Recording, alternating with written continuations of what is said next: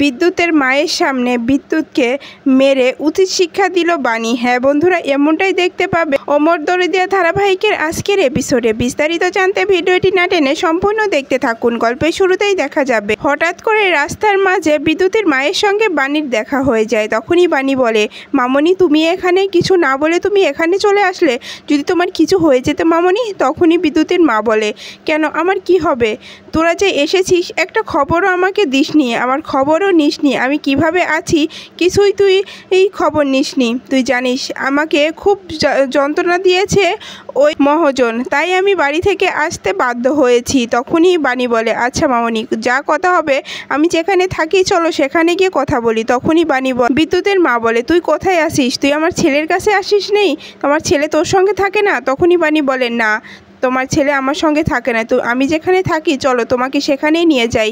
মেয়ের সামনে কিছু জিজ্ঞাসা করো না মামনি। তখনই দেখা যায় অন্যদিকে অনিরুদ্ধর সঙ্গে নয়নতারা কথা বলতে থাকে। নয়নতারা অনিরুদ্ধকে বলে, দেখো অনিরুদ্ধ, এই সব কিছু তোমার জন্য হয়েছে, তোমার জন্যই আমার নাতনি নেশা করে গাড়ি চালাতে গিয়ে অ্যাক্সিডেন্ট করেছে। তখনই অনিরুদ্ধ বলে, তুমি কি বলছো গ্রানি, আমি কিচ্ছু করিনি, বিশ্বাস করো আমার কি দোষ ছিল, আমি তো কিছু করিনি। ওরই বন্ধুরা আমাকে জোর করে ড্রিঙ্কস করাতে যাচ্ছিল, আমি সেখানে ড্রিঙ্কস না করে রাগ করে ওখান থেকে বের হয়ে পড়ি, এতে আমার কি দোষ আছে। তোমার নাতনি তো খুব ভালো করেই জানে যে আমি কোনো ড্রিঙ্কস করি না, তাহলে কেন আমাকে সে ওখানে নিয়ে গেল আর সবার সামনে অপমান করার চেষ্টা করলো। তখনই নয়নতারা বলে, আমি এত কিছু বুঝি না, তুমি কি বলতে চাও, আমার নাতনি আগে কখনো এরকম করে ড্রিঙ্কস করেছে, করেনি, কিন্তু সেদিন করলো কি করে, আমাদের কি বুঝতে বাকি নেই অনিরুদ্ধ। তখনই অনিরুদ্ধ নয়নতারাকে বলে যে, দেখো গ্রানি তুমি কিন্তু বিনা কারণে আমাকে দোষারোপ করছো, তুমি আমাকে এভাবে দোষ দিও না, আমি কিচ্ছু করিনি। এই আমার কি মনে হয় জানো, তোমার নাতনির এই সব কিছুর ঘটনার জন্য সমস্ত দোষ তোমার, তুমি তোমার নাতনিকে আশকারা দিয়ে দিয়ে মাথায় তুলে ফেলেছো। এখন বোঝো আমার কি দোষ। আর আমি একটা কথা ছাপ করে বলে দিচ্ছি, আমি তোমার নাতনিকে বিয়ে করতে পারবো না, আমি আগেও বলেছি আমি এখনও বলছি, কিন্তু আমার কথা তুমি বিশ্বাস করো না আর তোমার নাতনিকে বলো না। তুমি এই কথাটি তোমার নাতনিকে কখনোই বলতে পারবে না, তাই যা কিছু করার আমাকেই করতে হবে, আমাকেই বলতে হবে মৌলিকে সত্যটা এখনই জানার দরকার, না হলে মৌলি দেরি হয়ে গেলে আর কখনোই বলা হবে না। আর যখন বিয়ের কথা হবে তখন যদি আমি বলতে যাই তাহলে মৌলি কিছু একটা করে বসবে, আমি সেটা চাই না। তুমি ভালো করেই জানো আমি তোমার নাতনিকে কখনোই ভালোবাসতে পারবো না, তুমি সেটা জানা পক্ষেও কেন তোমার নাতনিকে বোঝাও না।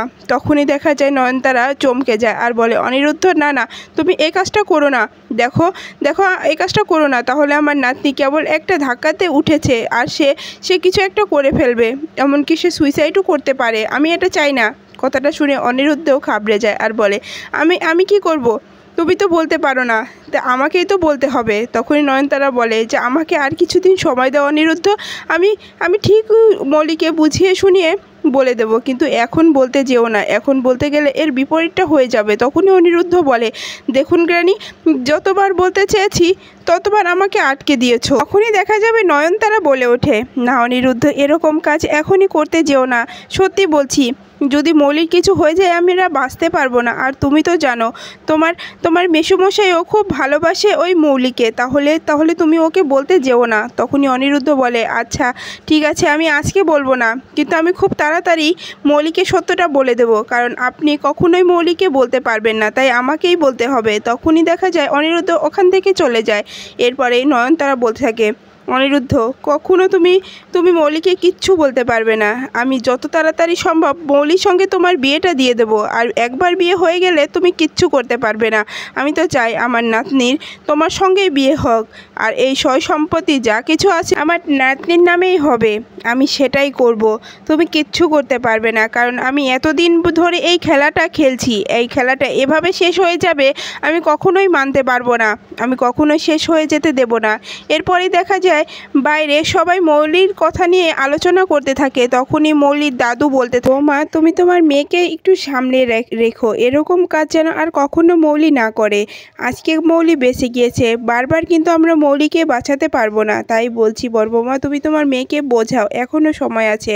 আর যে অবস্থা মৌলির সঙ্গে হলো, মৌলি এর থেকে উঠতে কিছুটা সময় লাগবে, আর আমাদের এখন মিডিয়ার সামনেও যাওয়া চলবে না, কারণ মিডিয়ার সামনে গেলে আবারও বারবার এই সব কিছু কিছু তুলে ধরবে। তাই কিছুদিন মৌলিকে বলো যে বাড়ি থেকে যেন সে না বের হয়, বাড়ি থেকে বের হলে অনেক অনেক সমস্যার মধ্যে পড়তে হবে। আর সে সময়ই দেখা যায় বাণী বিদ্যুতের মাকে নিয়ে বাড়িতে চলে আসে। আর তখনই দেখা যায় ঈশানী বলে যে বাণী এ কাকে নিয়ে এসেছো? তখনই বাণী ঈশানীর কাছে এসে বলে যে মা আমি আমার মামুনিকে নিয়ে এসেছি, মানে আমার শাশুড়ি মাকে নিয়ে এসেছি। তখনই নয়নতারা মৌলিকে বলে দেখ বাড়িতে কত লোক ঢুকাচ্ছে, গ্রাম থেকে একে একে সবাইকে নিয়ে আসে এ বাড়িতে উঠছে। প্রথমে ওই গাই বাছুর আসলো, তারপরে এখন তার শাশুড়িও জুটলো। কদিন যাক তাহলে দেখবি ওর বরটাও এসে এখানে জুটবে, এ বাড়ির দখল করবে ওই বাণী আর তার পরিবার। আমরা এ বাড়ি থেকে ওই গেস্ট হাউসেই চলে যেতে হবে, দেখিস মৌলি। তখনই মৌলি নয়নতারাকে বলে হ্যাঁ ঠিক বলেছ। এরপরেই দেখা যায় যে বিদ্যুতের মা জিজ্ঞাসা করে ঈশানীকে যে আপনাকে তো চিনলাম না। তখনই দেখা যায় বাণী বলে আসলে উনিই মা, উনি আমাকে এ বাড়িতে এনে আশ্রয় দিয়েছিল, না হলে যে আমাদের কী উপায় হতো সেটা আমি বলে বোঝাতে পারবো না মামুনি। এরপরেই দেখা যায় নয়নতারা বলে দেখ না মৌলি কি নেকামি করছে, ওদের যে এই নেকামিটা কবে শেষ হবে বুঝতে পারছি না। তখনই মৌলি বলে ঠিক বলেছ গ্র্যানি, ওদের এই নেকামিটা আর ভালো লাগছে না।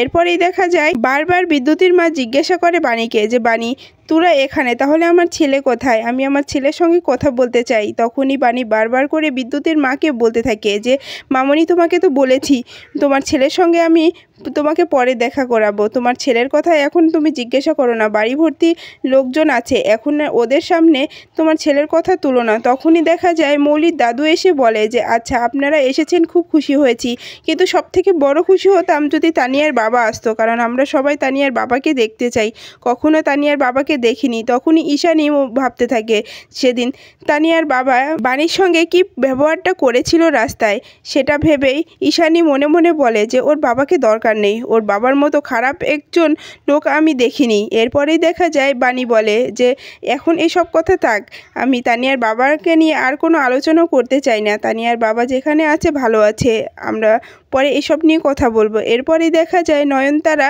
আবারও বলে মৌলিকে যে মৌলি দেখিস একদিন এ বাড়ি থেকে সত্যি সত্যি চলে যেতে হবে আমাদেরকে, বারবার কেন যে ওই মেয়েটার বাবার কথা হচ্ছে কিচ্ছু বুঝতে পারছি না। এরপরে মৌলির কাকিমণিও বলে যে হ্যাঁ হ্যাঁ বাণী যদি তোমার বরটা আসতো তাহলে আমাদের ভালো লাগতো, কারণ আমরা সবাইকেই তোমার পরিবারে দেখে নিয়েছি, কিন্তু তোমার বরটাকেই দেখতে পারলাম না, তোমার বরটাকে দেখার খুব ইচ্ছা। তখনই তানিয়া বাবা বলতেই সেখানে অনিরুদ্ধ এসেই তানিয়াকে আটকে দিয়ে বলে তানিয়া এখানে বড়রা কথা বলছে, এখানে তোমার কথা বলার দরকার নেই, চলো আমরা বাইরে গিয়ে খেলা করি। তখনই তানিয়া রাজি হয়ে যায় আর অনিরুদ্ধর সঙ্গে বাইরে চলে যায়। এরপরেই দেখা যায় বাণীকে ডেকে বিদ্যুতের মা আবারও জিজ্ঞাসা করে বাণী তুই এত কথা বলছিস কিন্তু আমার ছেলে বিদ্যুতের কথা কেন বলছিস না, আমার ছেলের কথা বল, তুই শাখা পলা সবই খুলে ফেলেছিস, তুই সিঁদুরটাও মুছে ফেলেছিস, আমার ছেলের কোনো চিহ্নই রাখিস নি, তুই কি বিধবা হয়ে গেছিস নাকি, আমার ছেলেকে কি খেয়ে ফেললি তুই? তখনই বাণী বলে মামনি এখন এসবগুলো কথা থাক। তখনই দেখা যায় ঈশানী এসে বাণীকে বলে বাণী তোমার শাশুড়িকে ঘরে নিয়ে যাও, ঘরে গিয়ে তোমরা এসব বিষয় আলোচনা করো, এখানে সবার সামনে এসব বিষয় নিয়ে আলোচনা করা চলবে না। এরপরেই দেখা যায় বাণী বিদ্যুতের মাকে বাইরের দিকে টানে। তখনই বিদ্যুতের মা বলে বাণী আমরা বাইরে যাব কেন, আমরা তো এই বাড়িতে থাকবো, এত বড় বাড়ি, তুই কেন আমাকে ডাকছিস, আমি এখানেই থাকবো। তখনই বাণী বলে না মামনি আমরা এখানে না, আমরা যেখানে থাকি সেখানে চলো। তখনই সেই গেস্ট হাউসে নিয়ে আসে। আর তখনই বাণীকে বলে বিদ্যুতের মা যে তুই এখানে থাকিস কেন বাণী, ও বাড়িতে এত বড় বাড়ি এত ভালো জায়গা থুয়ে তুই এখানে থাকিস, তাহলে আমি যেটা ভাবছি সেটাই সত্যি, তোকে কাজের মেয়ে করে এই বাড়িতে রেখেছে, বিনা টাকায় বিনা সব কিছুতেই তোকে রেখেছে সারা কাজ করার জন্য। তখনই বাণী বলে মামনি তুমি চুপ করো, সব কথা বলো না, ওনারা শুনতে পারলে মন খারাপ করবে, ওনারা আমাকে দিয়ে কোনো কাজ করার না, ওনারা আমাকে খুব ভালোবাসে, আমি নিজে ইচ্ছাতেই এখানে থাকি, আমাকে কেউ জোর করে এখানে রাখেনি, আমি ইচ্ছা করে এখানে আছি। তখনই দেখা যায় বিদ্যুতের মা বলে তাহলে আমি যেটা বলছি সেটা বল না, আমার ছেলেটা কোথায়, আমার বিদ্যুৎ কোথায়, আমার বিদ্যুতের কথা তুই একবারও বলছিস না কেন বাণী? তখনই বাণী বলে যে মামনি তুমি ওর কথা শুনো না, ওর কথা আমার বলতে কোনো ইচ্ছাই নেই। তখনই বিদ্যুতের মা বলে আমি এত কথা বুঝি না, তুই আমার ছেলের কথাটা আমাকে বল, আমার ছেলে কোথায় আছে, আমার ছেলের সঙ্গে কি তোর দেখা হয়েছিল? তখনই বাণী বলে যে হ্যাঁ দেখা হয়েছিল। তখনই দেখা যায় অনিরুদ্ধর মা বলে তাহলে কি হয়েছে বল, তুই কি জানিস আমাদের বাড়িটা আর আমাদের থাকবে না? তখনই বাণী বলে কেন মামনি, ওটা আমার বাবার বাড়ি, ওটা কি হয়েছে? তখনই বিদ্যুতের মা বলে ওটা নিলামে তুলবে মহাজন, আমাকে বলেছে সময় মতো টাকা শোধ না দিতে পারলেই ওটা নিলামে তুলে দেবে, ও বাড়িটা আমাদের হাতছাড়া হয়ে গেলে আমি বাঁচতে পারবো না রে বাণী। তখনই বাণী বলে না না এটা হতে পারে না, ওই বাড়িটা চলে গেলে আমিও বাঁচতে পারবো না, ওটা ওই আমার বাবার অনেক স্মৃতি আছে, আমি ওটা কখনোই বেচতে পারবো না আর কখনোই ছাড়তে পারবো না, আমি কিছু একটা করব মামনি। তখনই দেখা যায় বিদ্যুতের মা বলে তাহলে কিছু একটা কর, তুই আমাকে বল না আমার ছেলে কোথায় আছে, আমার ছেলে কি বেঁচে নেই? তুই সত্য কথাটা বল, আমি সহ্য করতে পারবো, তুই বল আমার ছেলে কোথায় আছে। তখনই দেখা যায় বাণী বলে যে তোমার ছেলে আর একটা বিয়ে করেছে। আর তখনই আড়াল থেকে ঈশানী শুনে ফেলে আর বলে তখনই এসে বাণীকে যে বাণী তুমি আগে কেন আমাদেরকে বলোনি যে তানিয়ার বাবা বিয়ে করেছে, তুমি আমাদের এতটা মিথ্যা কথা কি করে বলতে পারলে বাণী? তখন বাণী ভয় পেয়ে যায় আর ঈশানীকে বলে যে মা তুমি যেটা ভাবছো সেরকম কিছু না। তখনই ঈশানী বলে আর থাক, আর কিছু বলতে হবে না, ওই লোকটা যে এতটা খারাপ আগে বুঝিনি, আমি তো ওই লোকটাকে পুলিশে দেবো, আমি ওকে পুলিশের হাতে তুলে দেবই, আমি ওকে আর ছাড় দেবো না, কারণ ও আমার মেয়ের সঙ্গে যে অন্যায়টা করেছে ওর আর কোনো ক্ষমা নেই।